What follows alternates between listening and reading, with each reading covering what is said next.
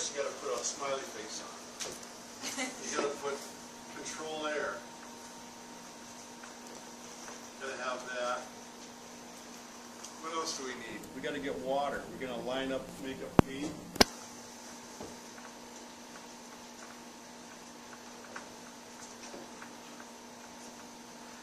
And I call it a DC heater because I was taught by Navy guys when I was your age.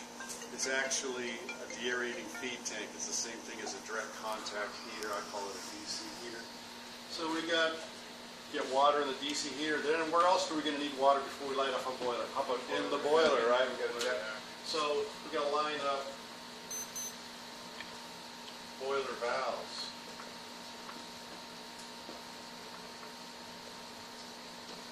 Purge.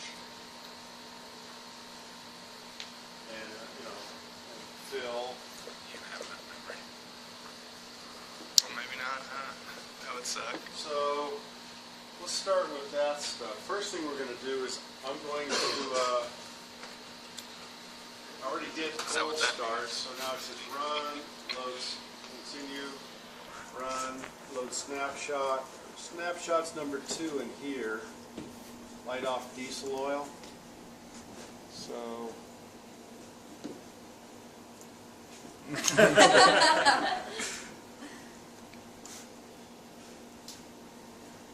we're good. Exit. And now we have a generator running. We're starting out this snapshot with a diesel generator up and running. The automatic voltage regulator is in manual. We've got 450 volts. What's going to happen if we start closing breakers and powering up equipment? It's going to go down. So someone's going to have to watch that because we're going to have some big loads on here. The force draft fans are huge. Vents. You probably won't need vents, but you need the force draft fan. So let's go to electrical. Start up here. You don't have to send someone up there today. We'll come along the top, go from left to right. Come down here, second level. What do we need?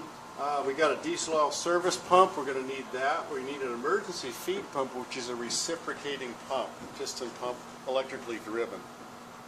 So we need that. And that's all we need on the emergency bus. What was the other pump? The diesel oil? Diesel oil service pump. And that was it? Yeah.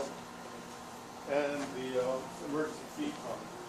Then I come over here. Again, it's just left to right. What do we need? Number 2 force draft fan. We're going to light off the port boiler. Come down here. I like winding heaters. Pre-lubes are nice. I gotta do number 2 or 1? Or does it matter? It doesn't matter. Now we want the port burner. The prelude isn't on yet. It's just good to have it. Oh, I don't want that. Damn it. Prelude failure. I just want to acknowledge it. Okay, go away. Yeah, the prelude didn't come on. That's okay.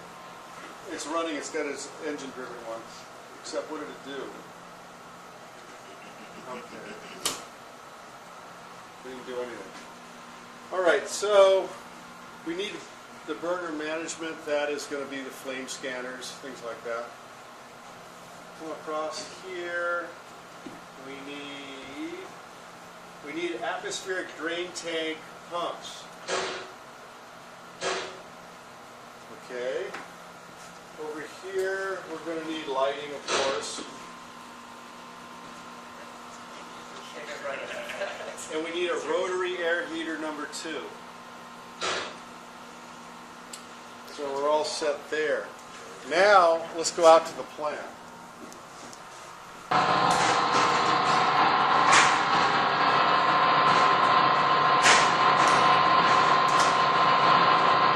I'm going to halt this. It just makes more noise. Okay, this is the master oil trip valve. If you lose the force draft fan, it takes out the oil to both burners. Okay. If you have 2 burners lit and you lose both burners, that'll trip as well, besides just your burner oil trip valve. If you have just 1 burner on and you lose it, it'll also trip. That gives you an alarm too? Oh yeah, oh yeah. If you have 2 burners on and you lose the fires in just one, then it just, whatever one is affected will be tripped, okay? And that can happen. You got flame scanners. We have 2 flame scanners per burner, and they both have to go to 0 before it trips. That way you have a backup. So this is a master oil trip valve, burner oil trip valves. The lower burner can take black oil or it can take diesel oil. You can, if you have black oil, you've got to have steam atomization. Steam atomization, black oil. So this is our diesel oil. It comes through the magic wire here. And right now, this is your igniter. We'll explain that in a minute. Everything's tripped, nothing's on. I'm going to start this out with the air registers open, because I want to purge this shortly. Mr. Rick? Yeah. What is the diesel oil used for atomization? It's just high pressure air? Just high pressure diesel. Oh, really? It's a mechanical one, straight mechanical. Whereas the other ones are steam atomization. And if it's steam atomization, you don't have to clean it except when you get import, because it won't be a problem. Okay, I'm going to open this air register, and it is already open. Okay, that's fine. Go ahead and take this burner out. When you take a burner out of your pocket, there'll be a catch basin directly underneath it to catch the oil. Then you slide it out, you go hot burner, and you put it in the rack. Usually there'll be a pipe in there. You can put steam through both sides, both the oil side and the steam side. What you do is you don't pull it out and sling it like that, because there'll be oil in there and you'll catch people where they won't forgive you. Like that? Yeah, just put it in the rack. So air registers are open, all the valves are shut. Shortly, we're going to have to add water. We're going to go through the makeup feed system here. See that blue regulator? One valve is shut. Leave it shut for right now, because it'll just raise the ADT level too high. So that's our makeup feed. And so you'll know, this is a turbine feed pump. This is the pump side going to auxiliary feed and main feed. This is de-superheated steam to power the turbine feed pump, and it exhausts to the 35-pound system. So this runs on de-superheated steam. We'll go upstairs now and talk about that. Okay, so this is your steam drum. We're going to care about the port boiler in this class, that's it. Watch team, you can have both boilers. In this class, it's just going to be one. We have a drum level here with a gauge glass. This is coming off the steam drum. This is your air cock, and it's wide open. You shut the air cock at 20 psi, you won't forget it. It'll be loud. The air cock is just there to let the steam and air out up to about 20 psi, then you shut it. Or if you're coming down in pressure, you don't want to pull a vacuum, you open it up. I've seen old books that actually said you shut it when the unlicensed complain. Anyway, the point is the air cock on the top of the drum discharges right into the engine room. You won't forget it. Now this is superheated steam going to the turbine generator. This is superheated steam going to the main propulsion turbine. Both of these are condensing turbines. They exhaust into a vacuum, into a condenser. The feed pump does not. That's a non-condensing turbine. These are superheated steam. They have about 150 degrees of superheat. It's 900 psi, 950, somewhere in there, 950. And then, this is superheated outlet. This is the superheater vent. And in this class, it's going to stay open primarily throughout the whole year. We don't shut the superheater vent until we have a condensing turbine on the line, which is main or turbine generator. Okay? That's for this class, just to be extra safe. I know in the real world, if you had a turbine feed pump, you're good, but not here. Here it'll stay open until we get a condensing turbine on the line. And then we have the wet stop. This is a de-superheated stop. And the de-superheated stop comes out. It has about 10 degrees of superheat. It's the same pressure at 950 as this. 900, somewhere in there. So, it's got the same pressure, but a lot less superheat, because it went underneath the water level and cooled. It warmed up the water in the drum, and came out as cooler steam. And now this desuperheated steam is going to your auxiliaries. Notice it's going to the reducing stations. And the reducing stations are set up to warm up now. The inlets are shut, the outlets are wide open, and the bypasses are just cracked. So now we're going to warm it up backwards. This is the normal flow. That's the normal flow. When we get going later in the class, you'll have to come up here and open up the valves. If you open up the 35-pound makeup too quickly, you'll drag the boiler pressure down because all you've got is a little itty-bitty diesel tip. It won't keep up. This is a huge valve. And in the DC heater, you've got room temperature water. It just sucks up the heat. It has to get up to 253 degrees. So this is on-control desuperheater. I make a big deal about that, so don't forget it. The on-control desuperheater is this. And it also goes behind Mr. Massino. It goes to the turbine feed pump. So on-control desuperheater goes for the auxiliaries. It's got about 10 degrees of superheat. There's also a controlled desuperheater. And I use that term, that's the attemperator, which we'll talk about downstairs. Yeah. Does that drive the pump? Yes, that's 950 psi at 10 degrees of superheat. And that's the control? That's the on-control. Okay. Whatever the flow rate is going to determine how much superheat you really have. You don't really govern it. But I'll show you the controls very shortly. Let's go back downstairs. We're set up next. We have auxiliary feed here. We don't have main feed. It's virtual.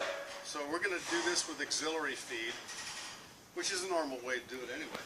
So this is your stop check valve. The flow direction is in this direction, from here into there and going into the drum. So this is a stop check valve. This is a stop valve. The stop valve is a boiler mounting.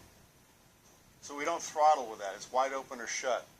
We use a stop check valve to control the flow if we are going to do that.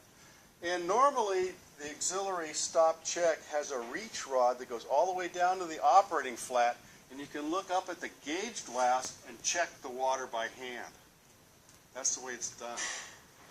But here we don't have a reach rod. You don't get the full effect. Right now we're going to leave them open because we have no pressure. But if we had pressure on the boilers, we would have to have one of these two at least shut, preferably the stop check. Because you don't want it, if it's a check valve, is it going to be 100%? That's right. We close the valve and have to come back up and open it to add water. So let's go down to the control room.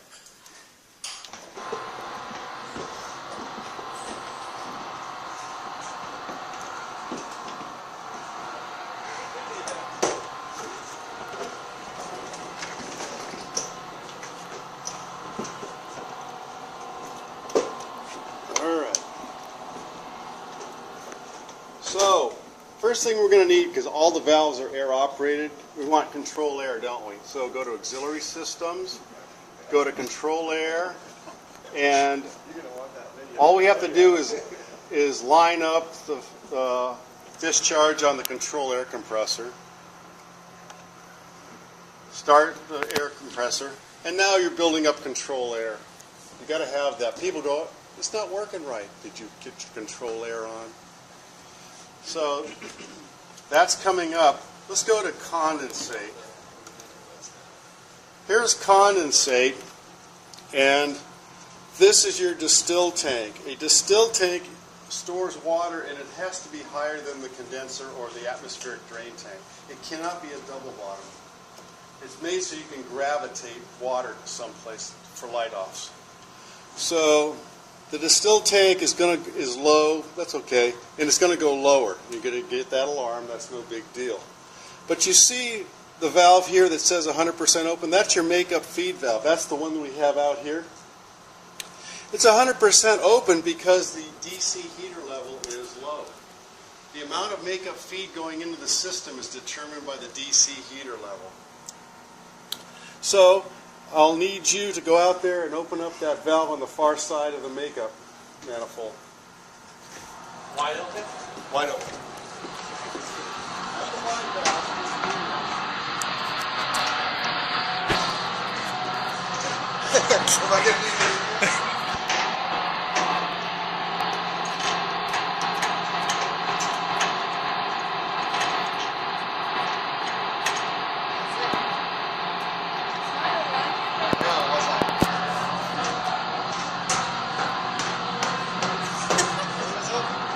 It's a. Okay, come on back. Where'd you steal that from, man? What's that? I said, where'd you steal that thing from? Oh, this, okay. All right, so now we're dropping water into the atmospheric drain tank, and we pump it up from there up to the DC heater, or I call it a DC heater. You get used to that. I'm old school. So I'm going to open up the suction at an ADT pump. Start the pump. Normally, you start a centrifugal pump, if you can do it, by starting the pump, then opening the discharge, right? And now I have it in automatic, so now my makeup feed is in automatic. But this is going to take a while. We don't want to waste time in here. So we go to time, we go to fast time, and then get ready to go back to normal time, because it'll get ahead of you otherwise. You're going to get a high level here in the ADT, don't worry about it. You'll get a low level in the distill tank, like that. The atmospheric drain tank, high level. If you get an alarm, sing it out so they can hear it, because you'll get another alarm and you'll forget the first alarm. It happens all the time. So now your DC heater level is coming up. And then once it's up to here, we can start putting water in the drum. And this Once is, it's in green. yeah, this is fast time. You can imagine if you're on regular time. So we're allowed to do fast time when we're actually doing it as well? Yeah. Okay. And if you really want to get extra credit, you can do the whole thing in fast time. Yeah. There's your deaerated water level. You got to get it up into the green.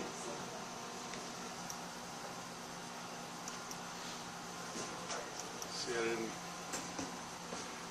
All right. Now.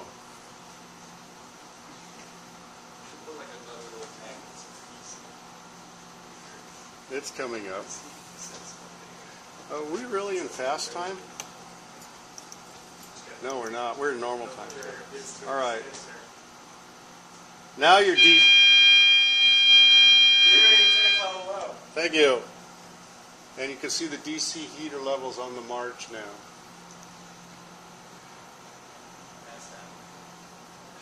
Now watch the makeup feed valve here. It's closing off because we're approaching the normal level in the DC heater. So now I'm going to go back to normal time. And we're good. I'm just going to let everything here. I'm going to put this one back to off. This pump. All right, so now we can get off this screen. Makeup feed is an automatic. It'll just do its thing. Let's go to steam systems. Let's go to port boiler. And I always go clockwise. It's just the easiest way to go. Some of these valves are wired and some aren't. For instance, the air cock is not wired. And I come down here, I need a virtual tip in here. Not just a real tip, but a virtual tip. Yes, sir? Aircock, what you mean wired? What does that mean? That's on top of the drum I showed you, and you close it at 20 R. It's not wired. There's no signal to the computer. I see what you're saying. Yeah. So I got to put a burner in here, a virtual burner. So I go to Student, Actions, Combustion, 326. Have I done this before or not? And then you go, should have seen it up there, 326. Yeah, there we go. Enter. And now I have an orange tip in there. So let's put a real tip in there. Somebody go out there and throw a gun in there. You, man.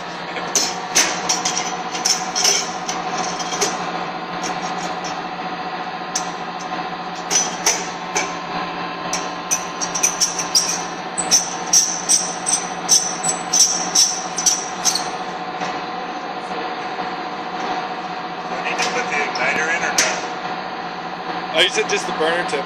Nothing about the igniter.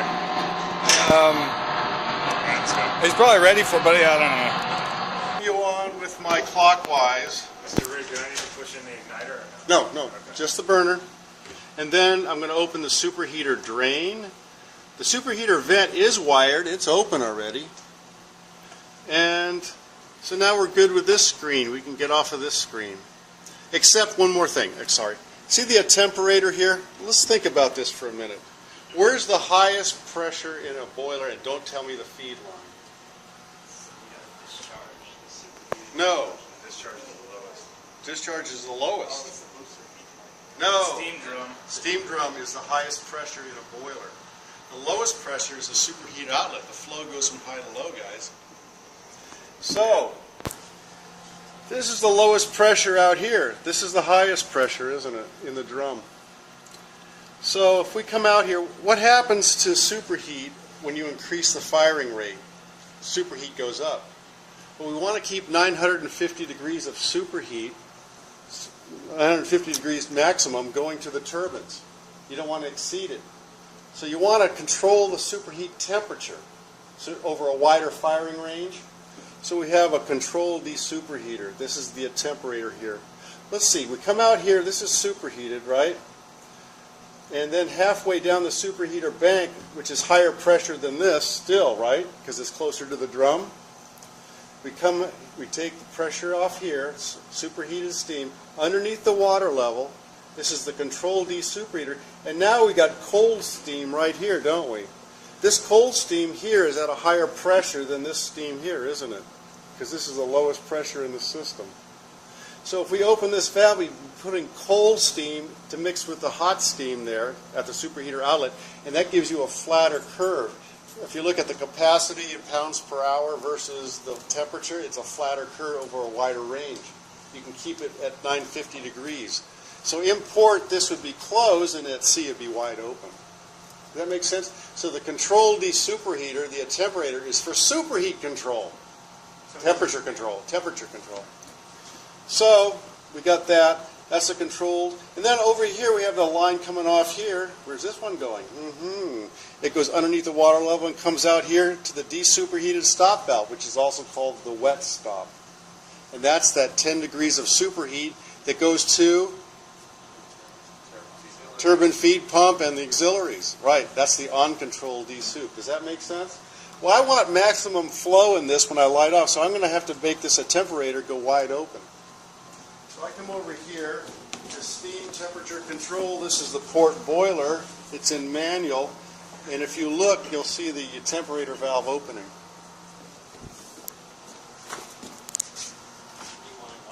Yeah, you want the maximum flow through the superheater as you can possibly get.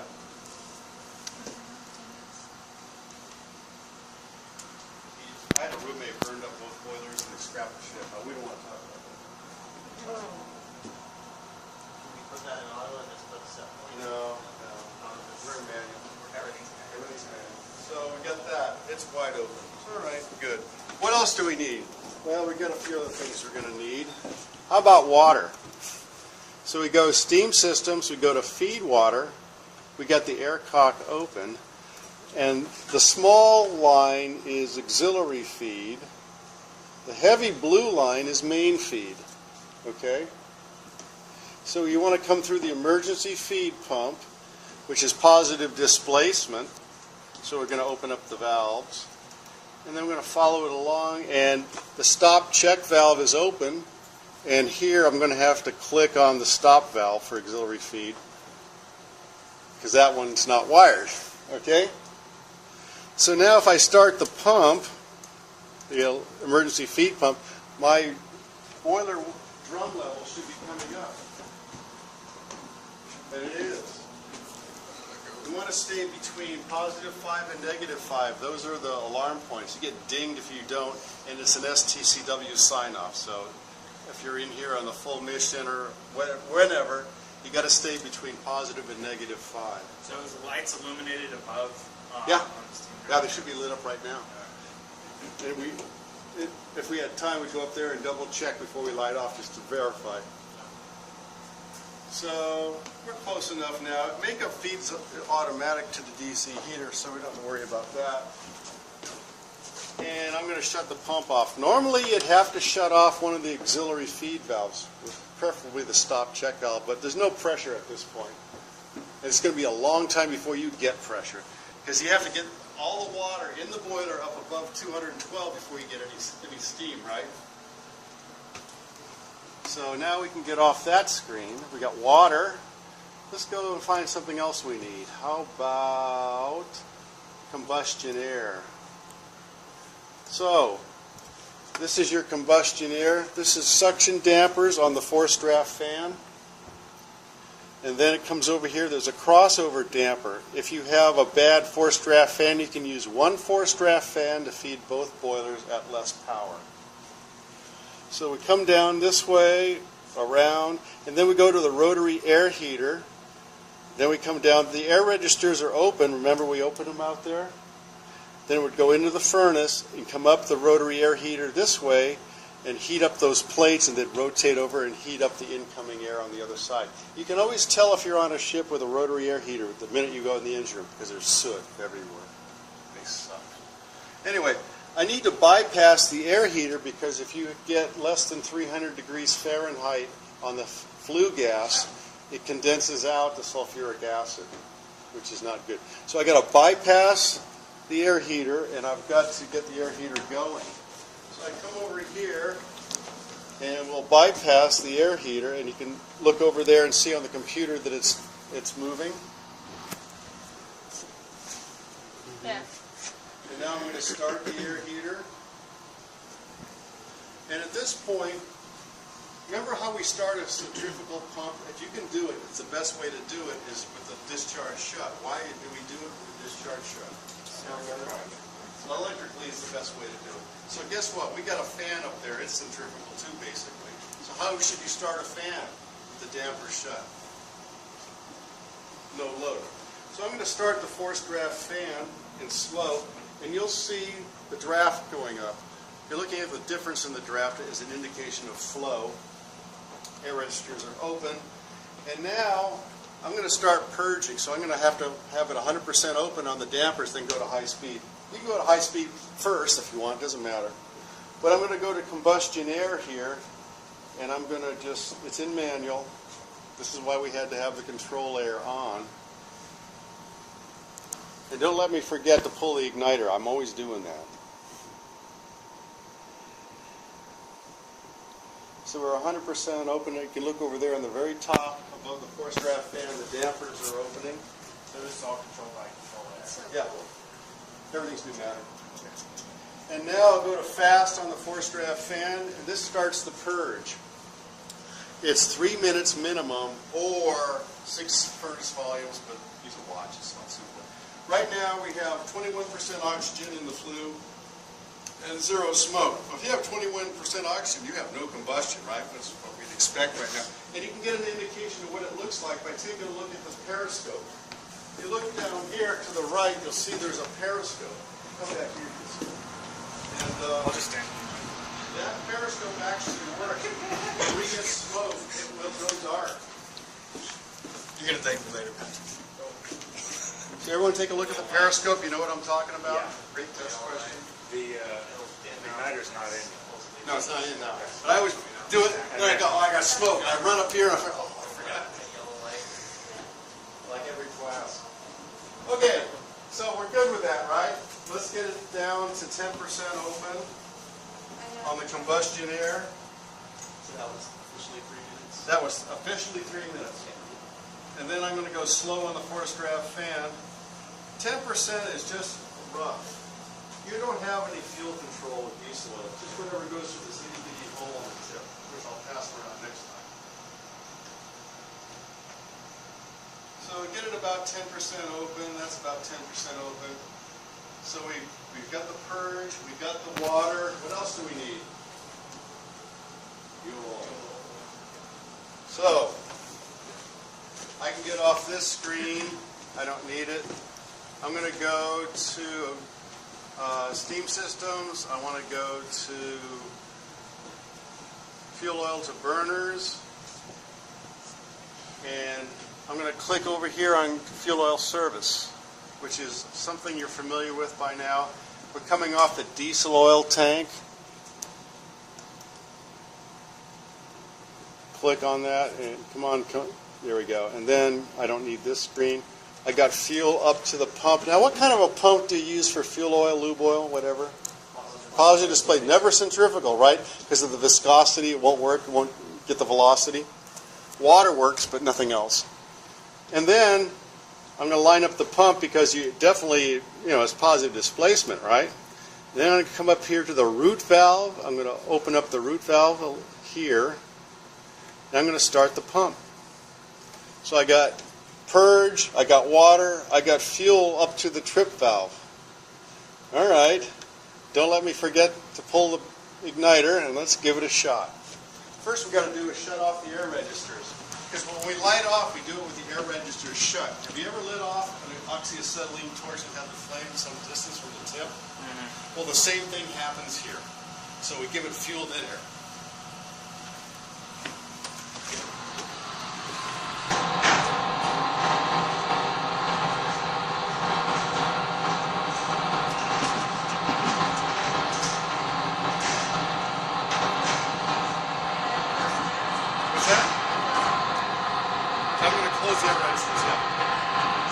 Close the air registers.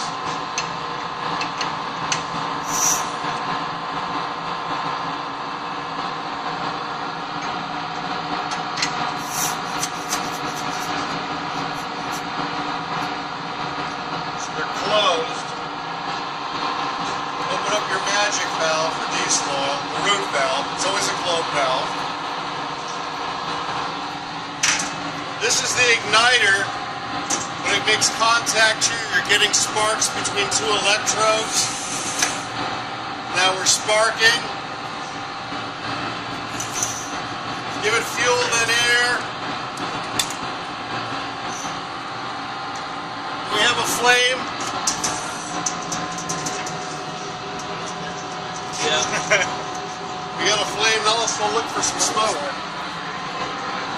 Oh, pull the igniter.